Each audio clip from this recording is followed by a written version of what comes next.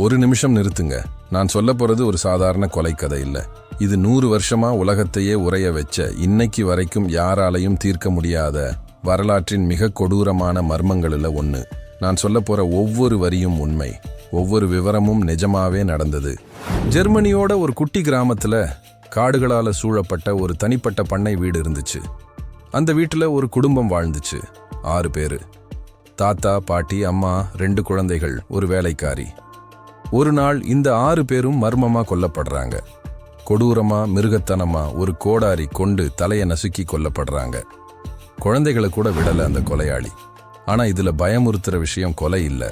Police வந்து அந்த வீட்டை சோதனை போடும்போது அவங்களுக்கு ஒரு அதிர்ச்சிகரமான, ரத்தத்தை உறைய வைக்கிற உண்மை தெரியுது. அந்த வீட்டுல நடந்த கொலைக்கு கொலையாளி கொலை பண்றதுக்கு குறைஞ்சது 3 நாளைக்கு முன்னாடியே அந்த வீட்டுக்குள்ள வந்திருக்கான். வீட்டின் மேல் தளத்துல அட்டிக்குன்னு சொல்லுவாங்களே, அந்த இருட்டான இடத்துல ஒளிஞ்சு இருந்திருக்கான். வீட்டுக்காரங்க கீழே தூங்கும்போது இவன் மேல இருக்கிற ரூம்ல தூங்கி இருக்கான். அவங்க சாப்பிடும்போது இவன் அதே வீட்டுல ரகசியமா சாப்பிட்டுட்டு மறைஞ்சு இருந்திருக்கான். அவங்க வெளியே போயிட்டு வர்ற வரைக்கும் இவன் அந்த வீட்டுக்குள்ளேயே இருந்திருக்கான். ஒரு நிழல் மாதிரி, ஒரு பேய் மாதிரி, ஒரு வேட்டையாடும் மிருகம் மாதிரி. அந்த குடும்பத்துக்கே தெரியல தங்களை வேட்டையாட போற ஒரு அரக்கன் தன் கூடவே இருக்கான்னு. அவங்க தூங்குற போது அவன் மூச்சு விட்டுட்டு இருந்திருக்கான். அவங்க பேசுறத கேட்டுட்டு இருந்திருக்கான். அவங்க சிரிக்கிறத, சாப்பிடுறத, குழந்தைகள் விளையாடுறத எல்லாத்தையும் இருட்டுல இருந்து கவனிச்சுட்டு இருந்திருக்கான். எப்போ கொல்றதுன்னு காத்துக்கிட்டு இருந்திருக்கான். இதை யோசிச்சு பாருங்க. உங்க வீட்டுல உங்களுக்கு தெரியாம ஒருத்தன் 3 நாளா ஒளிஞ்சு இருக்கான். நீங்க குளிக்கும்போது, சாப்பிடும்போது, தூங்கும்போது அவன் அங்கேயே இருக்கான். உங்க மேல இருக்கிற ரூம்ல எப்படி இருக்கும் அந்த உணர்வு? 100 வருஷமா உலகத்தையே பயமுறுத்துற, இன்னைக்கு வரைக்கும் விடை தெரியாத, உலகின் மிக கொடூரமான அந்த நிழல் மனிதனோட, ஷேடோ மேனோட மர்மக்கதை தான் இன்னைக்கு நாம பார்க்க போறோம். அந்த வீட்டின் பேரு ஹிண்டர்கைஃபெக். ஜெர்மன் மொழியில சொன்னா இதோட அர்த்தம் மறைஞ்சு இருக்கிற பண்ணை அப்படின்னு. பேரையே கவனிங்க, மறைஞ்சு இருக்கிற பண்ணை. அந்த பேரே ஒரு சகுனம் மாதிரி இருக்குல்ல. வாங்க கதையை ஆரம்பிக்கலாம். பார்ட் 1. சாவுமலைக்கு பக்கத்துல ஒரு வீடு. கதை நடக்கிற இடத்த முதல்ல புரிஞ்சுக்கணும். ஜெர்மனி யூரோப்போட இதயம்னு சொல்லுவாங்க. அந்த ஜெர்மனியோட தென்பகுதியில பவேரியா அப்படிங்கிற ஒரு மாகாணம் இருக்கு. மியூனிக் நகரத்துக்கு ஏறக்குறைய 70 கிலோமீட்டர் தூரத்துல ஒரு குட்டி கிராமம். அந்த கிராமத்துக்கு சுத்தி அடர்ந்த காடுகள். மொத்த கிராமத்திலையும் ஒரு 2-3 குடும்பங்கள் தான் வாழும். மற்றபடி எல்லாமே காடு, வயல், பண்ணை. அந்த கிராமத்தை விட்டு சுமார் 1 கிலோமீட்டர் தள்ளி காடுகளுக்கு நடுவுல ஒரு தனிப்பட்ட பண்ணை வீடு இருந்துச்சு. அந்த வீட்டுக்கு தான் ஹிண்டர்கைஃபெக் அப்படிங்கிற பேரு. இங்க தான் நம்ம கதை நடக்குது. காலகட்டம் 1922. அப்போ ஜெர்மனி முதல் உலகப் போர்ல தோத்துட்டு நாடே ஒரு பொருளாதார நெருக்கடியில தத்தளிச்சுட்டு இருந்துச்சு. ஊர்ல வறுமை, பசி, கஷ்டம் எல்லாம் உச்சத்துல இருந்துச்சு. அந்த மாதிரி ஒரு நேரத்துல ஒரு பண்ணையார் கொஞ்சம் வசதியா வாழ்ந்துட்டு வந்தாரு. அவர் பேரு ஆண்ட்ரியாஸ் குரூபர். ஆண்ட்ரியாஸ் குரூபர், அவருக்கு அப்போ வயசு 63. முரட்டு மனுஷன். எடுத்த எடுப்பிலேயே அவர் ஒரு நல்ல மனுஷன் இல்ல. ஊர்ல யாருடனும் பேச மாட்டாரு, யாருகிட்டையும் நெருக்கமா இருக்க மாட்டாரு, எல்லாரையும் சந்தேகமா பார்ப்பாரு. ஒரு தனி உலகம் அமைச்சுக்கிட்டு வாழ்வாரு. ஊர்ல ஒருத்தரும் அவர்கிட்ட அன்பா பழகல. அதே நேரத்துல அவர்கிட்ட ஒரு பயமும் இருந்துச்சு. ஏன்னா அவர் பண்ணை பெருசு, நிலம் நிறைய இருக்கு, மாடுகள் இருக்கு. அந்த காலகட்டத்துல வசதியா இருக்கிறது ஒரு அபாயமான விஷயம். ஆண்ட்ரியாஸோட குடும்பம் பத்தி சொல்லணும்னா, அவரோட மனைவி பேரு செசிலியா குரூபர். அவங்களுக்கு வயசு 72. அதாவது ஆண்ட்ரியாஸை விட 9 வயசு மூத்தவங்க. அவங்க ஒரு அமைதியான பெண்மணி. கணவரோட முரட்டுத்தனத்தை எல்லாம் சகிச்சுக்கிட்டு வாழ்ந்துட்டு வந்தவங்க. அடுத்தது அவங்களோட மகள் விக்டோரியா குரூபர். விக்டோரியாவுக்கு வயசு 35. இவங்களோட கதை ரொம்ப சோகமானது. விக்டோரியாவுக்கு ஒரு கணவர் இருந்தாரு. அவர் பேரு கார்ல் கேப்ரியல். ஆனா அவங்களோட தாம்பத்தியம் சரியா போகல. கார்ல் முதல் உலகப் போர்ல போய் திரும்பி வரல.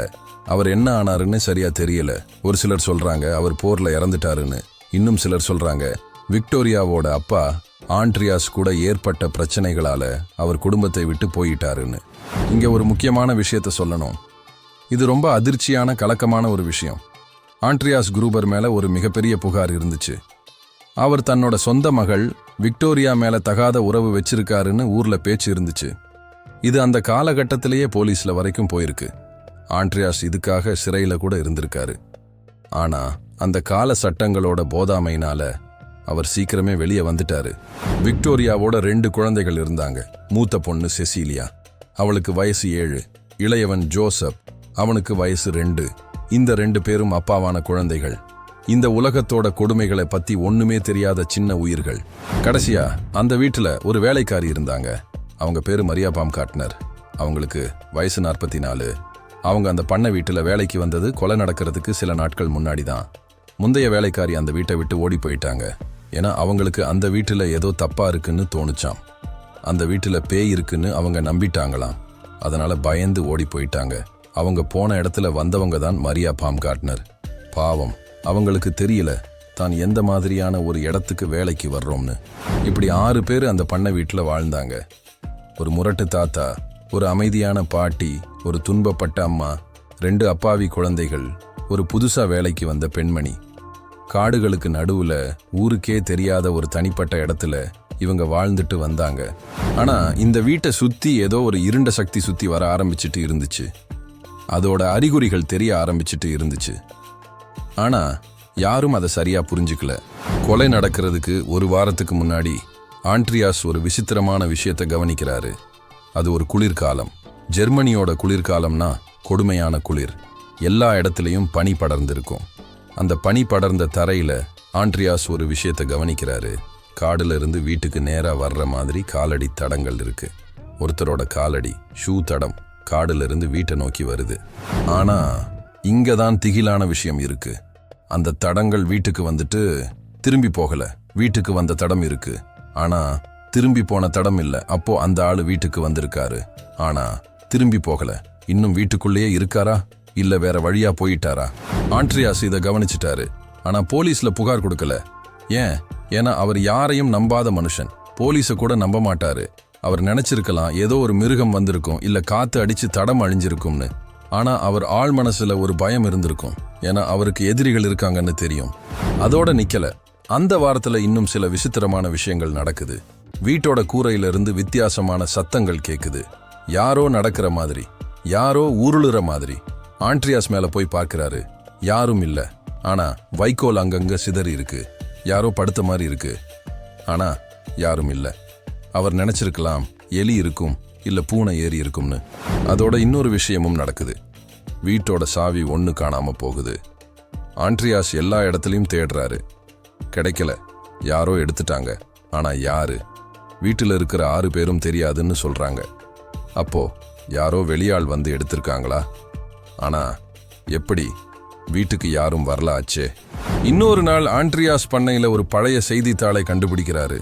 அது அவரோட செய்தித்தாள் இல்ல. யாரோட செய்தித்தாள்னு தெரியல. யாரோ படிச்சுட்டு போட்டிருக்கிறாங்க. ஆனா யாரு, எப்போ, எப்படி? இதெல்லாம் சேர்ந்து ஆண்ட்ரியாஸுக்கு ஒரு அசௌகரியமான உணர்வை கொடுத்துச்சு. ஆனா அவர் அதை பெருசா எடுத்துக்கல. அந்த தவறு தான் அவர் கடைசி தவறா மாறுச்சு. பாட்டு 2, 3 நாட்கள் ஒரு அரக்கன். இப்போ நம்ம கொலை நடந்த நாளுக்கு வர்றோம். 1922 மார்ச் மாசம் 31. அதாவது மார்ச் மாதம் கடைசி நாள், ஒரு வெள்ளிக்கிழமை. அன்னைக்கு எல்லாம் சாதாரணமா இருந்துச்சு. ஆண்ட்ரியாஸ் வழக்கம் போல பண்ணை வேலை பார்த்தாரு. விக்டோரியா குழந்தைகளை பார்த்துக்கிட்டாங்க. மரியா, அதாவது வேலைக்காரி, வீட்டு வேலை பார்த்தாங்க. எல்லாம் நார்மல். ஆனா அந்த நாள் ராத்திரி தான் எல்லாம் மாறுது. அந்த ராத்திரி என்ன நடந்துச்சுன்னு போலீஸ் பிற்காலத்தில் ரீகன்ஸ்ட்ரக்ட் பண்ணினாங்க. அதாவது கிடைச்ச ஆதாரங்களை வச்சு என்ன நடந்திருக்கும்னு ஊகிச்சாங்க. அந்த ஊகத்தின்படி கொலையாளி முதல்ல ஆண்ட்ரியாஸை கொட்டகைக்கு வர வச்சிருக்கான். எப்படின்னு தெரியல. ஏதோ ஒரு சத்தம் பண்ணியிருக்கலாம். இல்ல மாடுகளை பயமுறுத்தி அவை சத்தம் போட ஆண்ட்ரியாஸ் வெளியே வந்திருக்கலாம். ஆண்ட்ரியாஸ் கொட்டகைக்கு போனப்போ அவர் மேல தாக்குதல் நடக்குது. ஒரு மாட்டிக் அப்படிங்கிற கோடாரி மாதிரி ஒரு ஆயுதம் கொண்டு அவர் தலையில பலமா அடிக்கப்படுறாரு. ஒரு அடி இல்ல, பல அடிகள். அவர் அப்படியே கீழே விழுந்துட்டாரு. அடுத்து ஏதோ சத்தம் கேட்டு வெளியே வந்த செசீலியா, அதாவது ஆண்ட்ரியாஸோட மனைவி, அவங்களும் அதே மாதிரி தாக்கப்படுறாங்க. பாட்டி செசீலியா 72 வயசு மூதாட்டி. அவங்களையும் கொடூரமா கோடாரியால அடிச்சு கொன்னுட்டாங்க. அடுத்து விக்டோரியா, அவங்க கணவனை இழந்த, தந்தையால கொடுமைப்படுத்தப்பட்ட ஒரு துன்பப்பட்ட பெண்மணி. அவங்களும் கொட்டகையிலேயே கொல்லப்படுறாங்க. போலீஸ் பிற்காலத்துல கண்டுபிடிச்ச ஒரு விஷயம் என்னன்னா, விக்டோரியாவோட தலையில கொத்து கொத்தா முடி பிடுங்கப்பட்டிருந்துச்சாம். அதாவது அவங்க தப்பிக்க முயற்சி பண்ணியிருக்காங்க. கொலையாளி அவங்க முடிய பிடிச்சி இழுத்திருக்கான். அவங்க அலறி இருக்காங்க. ஆனா யாரும் கேட்கல. ஏன்னா பக்கத்துல யாரும் இல்ல. காடுகளுக்கு நடுவுல ஒரு தனிப்பட்ட வீடு ஆச்சே. அடுத்து 7 வயசு செசீலியா, அந்த குட்டி பொண்ணு. போலீஸ் கண்டுபிடிச்ச ஒரு உடல் உறைய வைக்கிற விஷயம் என்னன்னா, அந்த குழந்தையோட கையில காயங்கள் இருந்துச்சு. அதாவது அவள் கோடாரி அடியை தடுக்க முயற்சி பண்ணியிருக்கா. 7 வயசு குழந்தை தன் கைகளால கோடாரியை தடுக்க முயற்சி பண்ணியிருக்கா. யோசிச்சு பாருங்க. அந்த பயம், அந்த வலி, அந்த அலறல் கற்பனை கூட பண்ண முடியல. அதோட போலீஸ் கண்டுபிடிச்ச இன்னொரு விஷயம், செசீலியா உடனடியா இறக்கல. அவள் பல மணி நேரம் உயிரோட இருந்திருக்கா. காயங்களோட, இரத்தக்கரையோட, இறந்த குடும்ப உறுப்பினர்களோட உடல்களுக்கு பக்கத்துல அவள் மணிக்கணக்கா தவிச்சிருக்கா. யாரும் காப்பாத்த வரல, யாரும் வரவே இல்லை. அந்த இருட்டுல, அந்த குளிர்ல அவள் தனியா. இதை நினைச்சாலே நெஞ்சு பதறுது. கொட்டகையில 4 பேரை கொன்ன பிறகு கொலையாளி வீட்டுக்குள்ள போறான். வீட்டுக்குள்ள 2 பேர் இருக்காங்க. 2 வயசு ஜோசப், அந்த சின்ன பையன் அவனோட தொட்டில படுத்திருக்கான். அடுத்து வேலைக்காரி மரியா, அவங்க தன்னோட ரூம்ல தூங்கிட்டு இருக்கிறாங்க. 2 பேரையும் கொலையாளி கொடூரமா கொன்னுட்டான். 2 வயசு குழந்தைய கூட விடல. 2 வயசு.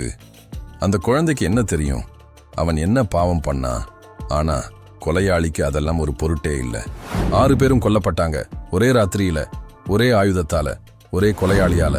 ஆனா இங்கதான் கதை இன்னும் திகிலானதாக மாறுது. கொலை நடந்த பிறகு கொலையாளி ஓடி போகல. அதுதான் எல்லாருக்கும் அதிர்ச்சி. ஒரு கொலையாளி 6 பேரை கொன்னுட்டு சாதாரணமா அந்த வீட்டிலேயே தங்கிட்டான். 6 பிணங்கள் கிடக்கிற ஒரு வீட்டுல அவன் நிதானமா இருந்திருக்கான். போலீஸ் வந்து சோதனை செய்யும் போது அவங்க பார்த்த விஷயம்தான் உலகத்தையே அதிர வச்சது. அந்த பண்ணை வீட்டோட மேல் தளத்துல அட்டிக் அப்படிங்கிற ஒரு இடம் இருக்கு. வீட்டோட கூரைக்கு கீழே இருக்கிற ஒரு இருட்டான குறுகலான இடம். அங்க சாதாரணமா யாரும் போக மாட்டாங்க.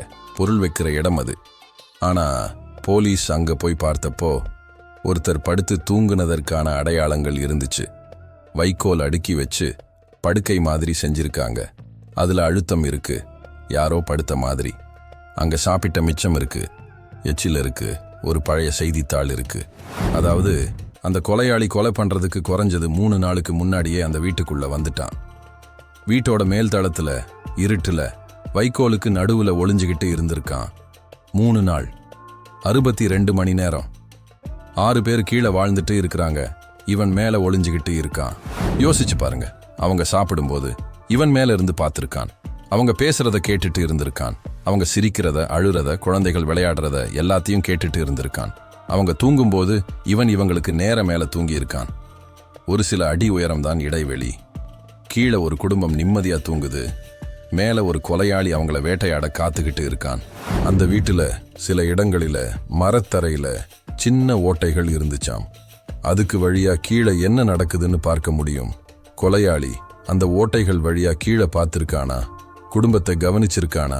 யாரு எங்க இருக்காங்க, யாரு எப்போ தூங்குறாங்க, யாரு எப்போ தனியா இருக்காங்கன்னு கணக்கு போட்டிருக்கானா? நாம யோசிக்கவே பயமா இருக்கு. பாட்டி 3 கண்டுபிடிப்பு. கொலை மார்ச் 31 ராத்திரி நடந்திருக்கணும். ஆனா உடல்கள் ஏப்ரல் 4ஆம் தேதி தான் கண்டுபிடிக்கப்பட்டது. அதாவது 4 நாட்கள் கழிச்சு. 4 நாட்கள். ஏன் இவ்வளவு தாமதம்? ஏன்னா அந்த வீடு ஊருக்கு ரொம்ப தூரம், யாரும் வழக்கமா போக மாட்டாங்க. ஆனா சில அறிகுறிகள் இருந்துச்சு. மூத்த பொண்ணு செசீலியா ஸ்கூலுக்கு வரல. ஆனா யாரும் பெருசா கவலைப்படல. அந்த காலகட்டத்துல கிராமத்துல குழந்தைகள் ஸ்கூல் போகாம இருக்கிறது சாதாரணம். அதோட ஆஞ்சல்காரர் வந்து கடிதங்கள் போட்டுட்டு போயிருக்காரு. ஆனா முந்தைய கடிதங்கள் இன்னும் எடுக்கப்படாம அப்படியே இருக்கு. ஆனாலும் அவரும் பெருசா கவலைப்படல. ஆனா ஏப்ரல் 4ஆம் தேதி பக்கத்து ஊர்ல இருக்கிற சிலர் ஆண்ட்ரியாஸ் வீட்டுக்கு போறாங்க. ஏதோ ஒரு வேலை சம்பந்தமா. அவங்க போனப்போ வீடு அமைதியா இருக்கு, யாருமே இல்ல. கதவு தட்டுறாங்க, பதில் இல்ல. ஆனா மாடுகள் சத்தம் போடுது. மாடுகளுக்கு தீனி போடாம இருக்கு, தண்ணி கொடுக்காம இருக்கு. அவை பசியில கத்துது. ஏதோ தப்பா இருக்குன்னு புரிஞ்சுக்கிட்டு அவங்க உள்ள போறாங்க. கொட்டகையில போறாங்க. அங்கதான் 4 உடல்கள் கிடக்கு. ஆண்ட்ரியாஸ், செசீலியா பாட்டி, விக்டோரியா, செசீலியா குழந்தை, 4 பேரும் இரத்த களரியில வீட்டுக்குள்ள போறாங்க. அங்க 2 வயசு ஜோசப் தொட்டில இறந்து கிடக்கான். வேலைக்காரி மரியா அவங்க ரூம்ல இறந்து கிடக்காங்க. அந்த ஊர் அதிர்ச்சியில உறைஞ்சு போகுது. போலீஸுக்கு தகவல் போகுது. மியூனிக்ல இருந்து போலீஸ் வருது. விசாரணை ஆரம்பமாகுது. ஆனா இங்கதான் இன்னும் திகிலான விஷயம் வருது. போலீஸ் அந்த வீட்டை நல்லா சோதனை போடும்போது சில அதிர்ச்சிகரமான விஷயங்களை கண்டுபிடிக்கிறாங்க. 1, கொலை நடந்த பிறகு யாரோ அந்த வீட்டோட அடுப்புல சமைச்சிருக்காங்க. கொலை நடந்ததுக்கு அப்புறம் சமையல் நடந்திருக்கு. யாரு சமைச்சது? கொலையாளியா? 6 பிணங்கள் கிடக்கிற வீட்டுல ஒருத்தன் நிதானமா சமைச்சு சாப்பிட்டு இருக்கான். 2, மாடுகளுக்கு தீனி போடப்பட்டிருக்கு, பாலும் கறக்கப்பட்டிருக்கு. கொலை நடந்த பிறகு கூட கொலையாளி அந்த மாடுகளை பராமரிச்சிருக்கான். ஒரு கொலையாளி ஏன் இப்படி பண்ணணும்? 6 பேரை கொன்னுட்டு அந்த வீட்டிலேயே தங்கி சமைச்சு சாப்பிட்டு மாடுகளுக்கு தீனி போட்டு நிதானமா இருக்கான். இது எந்த மாதிரியான மனநிலை? 3, வீட்டில இருந்து ஒன்றும் திருடப்படல. பணம் அப்படியே இருக்கு, நகைகள் இருக்கு, பத்திரங்கள் இருக்கு, எதுவும் எடுக்கப்படல. அப்போ கொலையோட நோக்கம் கொள்ளை இல்ல. அப்போ என்ன? 4, நாய் உயிரோட இருந்துச்சு. ஆண்ட்ரியாஸோட நாய் கொல்லப்படல. அதை யாரோ கட்டி வச்சிருக்கிறாங்க. அதாவது கொலையாளி நாயை கொல்ல விரும்பல. நாய் குறைச்சா யாருக்காவது சந்தேகம் வரும்னு அதை கட்டி வச்சிருக்கான். இது ஒரு திட்டமிட்ட செயல். ஆனா அதே நேரத்துல மிருகத்துக்கு கருணை காட்டுற ஒருத்தன் 2 வயசு குழந்தைய கொல்றான். இது என்ன மாதிரியான மனநிலை? பார்ட் 4, சந்தேகிகளும் மர்மமும். போலீஸ் விசாரணையை ஆரம்பிச்சாங்க. இந்த கேஸ் அந்த காலகட்டத்திலேயே ஜெர்மனி முழுக்க பரபரப்பா பேசப்பட்டது. நூற்றுக்கணக்கான போலீஸ் அதிகாரிகள் இந்த கேஸ்ல வேலை பண்ணினாங்க. 100க்கும் மேற்பட்டவங்க விசாரிக்கப்பட்டாங்க. ஆனா யாரும் கொலையாளின்னு நிரூபிக்க முடியல. சந்தேகப்பட்டவங்க நிறைய பேரு. முதல் சந்தேகம் விக்டோரியாவோட முன்னாள் கணவர் கார்ல் கேப்ரியல் மேல விழுந்துச்சு. ஆனா அவர் போர்ல இறந்துட்டாருன்னு சிலர் சொன்னாங்க. இன்னும் சிலர் சொன்னாங்க அவர் உயிரோட இருக்காருன்னு. அவர் பண்ணைக்கு திரும்பி வந்து பழிவாங்கி இருக்கலாம்னு ஒரு தியரி இருந்துச்சு. ஆனா இதை நிரூபிக்க எந்த ஆதாரமும் இல்ல. 2வது சந்தேகம் ஆண்ட்ரியாஸோட பக்கத்து வீட்டுக்காரர்கள் மேல. ஆண்ட்ரியாஸுக்கு ஊர்ல நிறைய எதிரிகள் இருந்தாங்க.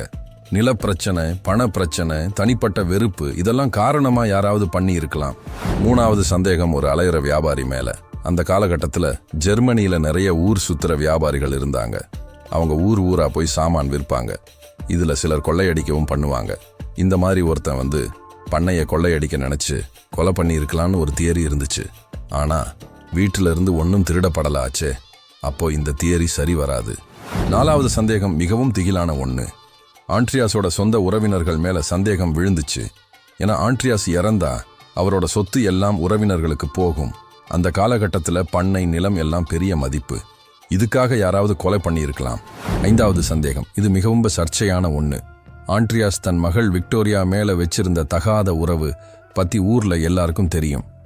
இது பத்தி அவமானப்பட்ட ஒருத்தர், இல்ல இதனால கோவப்பட்ட ஒருத்தர் நீதி வழங்க நினைச்சு இந்த கொலையை பண்ணியிருக்கலாம்னு ஒரு தியரி இருந்துச்சு. ஆனா எந்த சந்தேகத்துக்கும் போதுமான ஆதாரம் கிடைக்கல. போலீஸ் எல்லாரையும் விசாரிச்சாங்க. ஆனா யாரும் குற்றவாளின்னு நிரூபிக்க முடியல. அந்த காலகட்டத்துல ஃபிங்கர் பிரிண்ட், DNA டெஸ்ட் இதெல்லாம் இல்ல. குற்றவியல் தொழில்நுட்பம் ரொம்ப பின்தங்கி இருந்துச்சு. அதனால இந்த கேஸ் ஒரு முடிவுக்கு வரல. இதுல இன்னொரு பெரிய பிரச்சனை என்னன்னா, கொலை கண்டுபிடிக்கப்பட்ட பிறகு ஊர் மக்கள் எல்லாரும் அந்த வீட்டுக்கு வந்து பார்த்தாங்க. கிரைம் சீன் முழுக்க மக்கள் நடந்தாங்க. ஆதாரங்கள் சிதைஞ்சு போச்சு, காலடி தடங்கள் அழிஞ்சு போச்சு, ஃபிங்கர் பிரிண்டஸ் போச்சு. இன்னைக்கு மாதிரி கிரைம் சீன் பாதுகாப்பு அந்த காலத்துல இல்ல. அதோட இன்னொரு விசித்திரமான முடிவும் எடுக்கப்பட்டது. அந்த 6 பேரோட தலைகளை போலீஸ் வெட்டி எடுத்தாங்க. ஆமா, தலைகளை உடலிலிருந்து பிரிச்சு எடுத்தாங்க. ஏன்? ஃபோரன்சிக் ஆய்வுக்காக. அந்த தலைகளை மியூனிக்கு அனுப்பினாங்க. ஆனா அந்த தலைகள் என்ன ஆச்சுன்னு இன்னைக்கு வரைக்கும் சரியா தெரியல. 2ஆம் உலகப் போர் நேரத்துல பல ஆதாரங்கள் அழிக்கப்பட்டது. இந்த தலைகளும் அந்த குழப்பத்துல தொலைஞ்சு போச்சு. அதனால இன்னைக்கு நவீன தொழில்நுட்பம் கொண்டு ஆய்வு பண்ணணும்னாலும் ஒரிஜினல் ஆதாரங்கள் இல்ல. பார்ட் 6, ஹிண்டர்கைஃபெக் இன்றைய நிலை. அந்த பண்ணை வீடு இன்னைக்கு இல்ல. 1923ல கொலை நடந்த அடுத்த வருஷமே அந்த வீடு இடிக்கப்பட்டுச்சு. அந்த இடத்துல யாரும் வாழ விரும்பல. ஊர் மக்கள் அந்த இடம் சாபம் பிடிச்சதுன்னு நம்பினாங்க. இன்னைக்கு அந்த இடத்துல ஒரு சின்ன நினைவு தூண் மட்டும் இருக்கு. 6 உயிர்களுக்கான ஒரு நினைவு சின்னம். ஆனா அந்த கதை இன்னும் உயிரோட இருக்கு. ஜெர்மனியில இந்த கேஸ் இன்னைக்கும் பேசப்படுது. புத்தகங்கள் எழுதப்பட்டிருக்கு, டாக்குமெண்ட்ரிகள் எடுக்கப்பட்டிருக்கு, படங்கள் வந்திருக்கு. ஆன்லைன்ல இன்னைக்கும் ஆயிரக்கணக்கான மக்கள் இந்த கேஸை ஆய்வு பண்றாங்க. புதிய தியரிகள் உருவாகுது. ஆனா உண்மை மட்டும் இன்னும் புதஞ்சே கிடக்கு. முடிவுரை. இந்த கதையை கேட்ட பிறகு நான் உங்ககிட்ட ஒரு கேள்வி கேட்கணும். நீங்க ஒரு வீடு வாங்குறீங்க, ஒரு அமைதியான வீடு. நீங்க குடும்பத்தோட மகிழ்ச்சியா வாழ்றீங்க. ஒரு நாள் ராத்திரி மேல இருந்து ஒரு சின்ன சத்தம் கேக்குது. நீங்க நினைக்கிறீங்க எலி இருக்கும்னு. மறுநாள் உங்க சாவி காணாம போகுது. நீங்க நினைக்கிறீங்க எங்கேயோ போட்டுட்டோம்னு. 3ஆவது நாள் யாரோ நடக்கிற மாதிரி சத்தம் கேக்குது. ஆனா நீங்க போய் பார்க்கும்போது யாரும் இல்ல. ஆனா உங்களுக்கு தெரியாத ஒரு உண்மை. ஒருத்தன் உங்க வீட்டுக்கு மேல தங்கி இருக்கான். 3 நாளா உங்களை கவனிச்சுட்டு இருக்கான். உங்க குடும்பத்தை கவனிச்சுட்டு இருக்கான். எப்ப தாக்குறதுன்னு காத்துக்கிட்டு இருக்கான். எப்படி இருக்கும் அந்த உணர்வு? நெஞ்சு படபடக்குதா? இதுதான் ஹிண்டர்கைஃபெக்கோட கதை. 100 வருஷமா தீர்க்கப்படாத ஒரு மர்மம். 6 உயிர்களை பறிச்ச ஒரு நிழல் மனிதன் யாருன்னு இன்னைக்கு வரைக்கும் தெரியாத ஒரு கொடூரமான உண்மை. இந்த மர்மமான சம்பவம் உங்களுக்கு எப்படி இருக்கு? இது நிஜமாவே ஒரு தனிப்பட்ட கில்லர் பண்ண வேலையா, இல்ல ஊர் மக்களே சேர்ந்து பண்ண சதியா, இல்ல இதுல இன்னும் ஏதோ ஆழமான மர்மம் இருக்கா? கமெண்ட்ல சொல்லுங்க.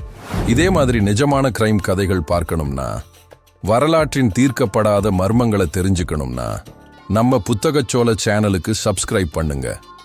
பெலைக்கான அடிங்க. ஒவ்வொரு வீடியோவும் உங்களுக்கு தவறாம வரும். இது புத்தகச்சோலை.